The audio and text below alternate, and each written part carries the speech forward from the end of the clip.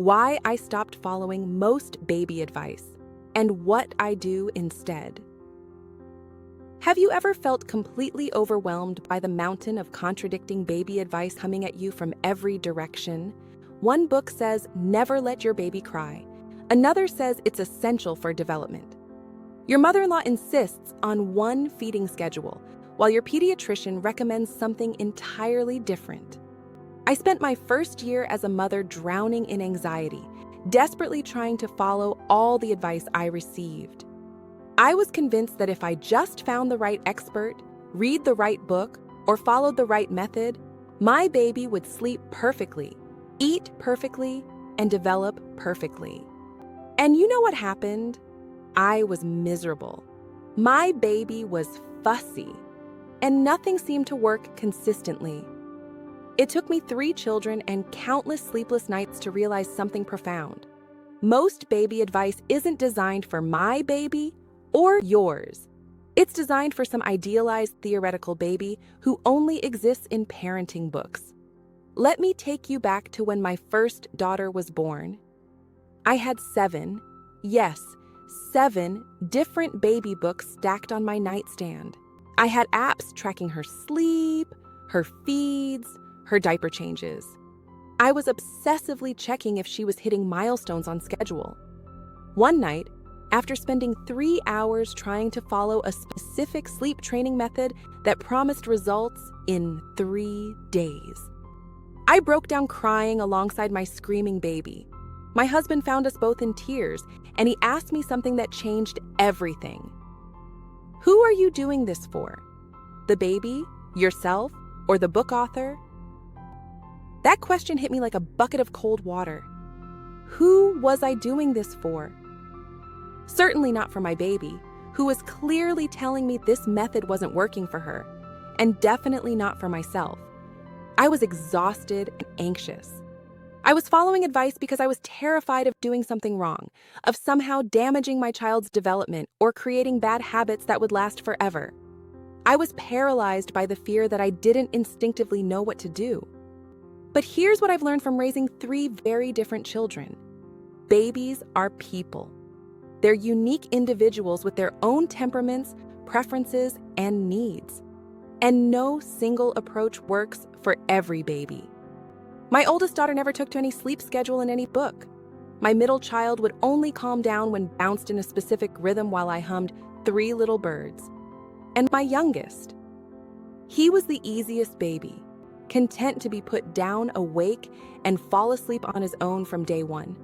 Something I would have paid thousands for with my first. The turning point came when I interviewed a developmental psychologist for an article I was writing about infant development. She told me something I'll never forget.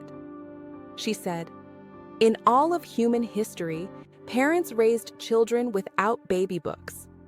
They relied on community wisdom, intuition, and paying attention to their specific baby's cues." That's when it clicked for me. The problem wasn't that I needed more expert advice. It was that I needed to become the expert on my babies. So what do I do instead of following generic baby advice? First, I observe my baby. I mean, really observe. What makes them comfortable? What signals do they give before they're hungry or tired? What soothes them when they're upset? Every baby has a unique language, and your job is to become fluent in it. I had a revelation with my second child when I noticed she always pulled at her right ear before she was ready for sleep. No book mentioned this as a sleep cue, but for her, it was consistent. Once I recognized it, I could get her to sleep before she became overtired and fussy. Second, I gather information rather than rules.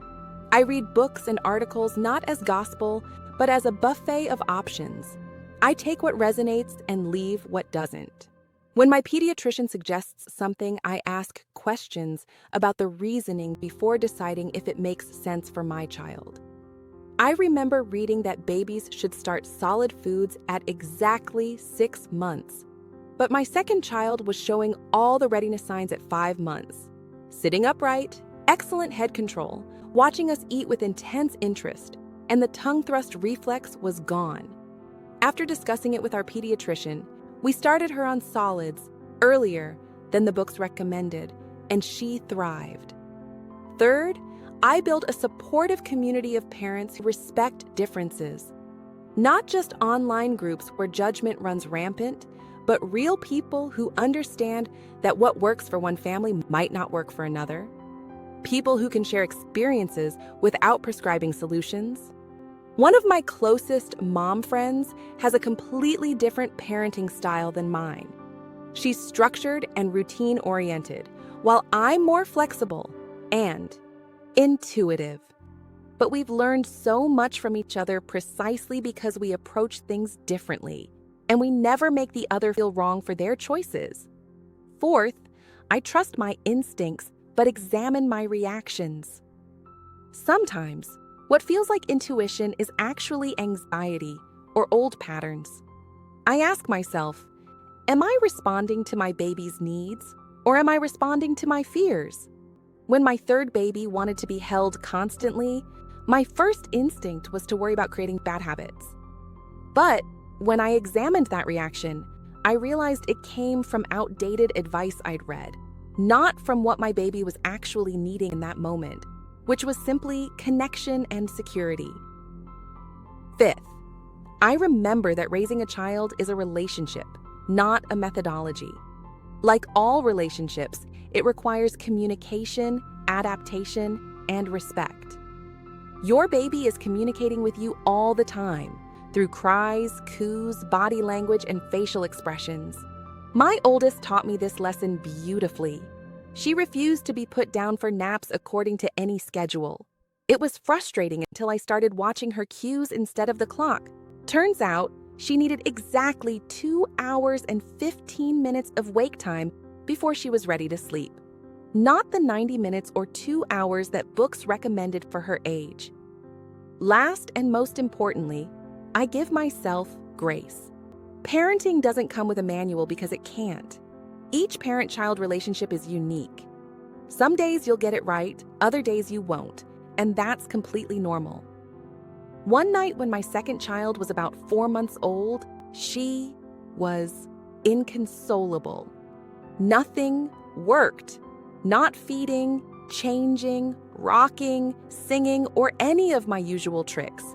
I felt like a complete failure.